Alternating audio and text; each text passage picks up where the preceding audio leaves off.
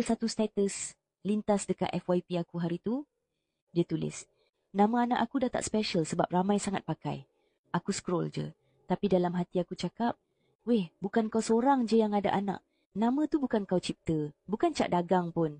Tapi aku faham, kadang bila hati tak tenang, hormon tunggang langgang, benda kecil pun rasa besar. Apa orang lain buat, semua nampak macam provokasi. Biasanya benda macam ni bukan sebab orang tiru, tapi sebab dalam diri sendiri dah rasa tak cukup. Makin umur naik, kulit makin kusam, jeragat naik, parut jerawat makin lekat. Keyakinan pun jatuh sikit-sikit. Sampai satu tahap, semua orang rasa macam musuh.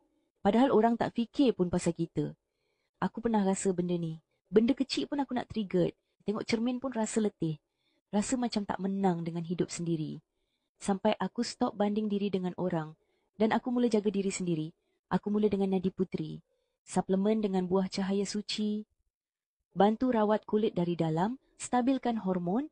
Kurangkan jeragat. Pudarkan parut.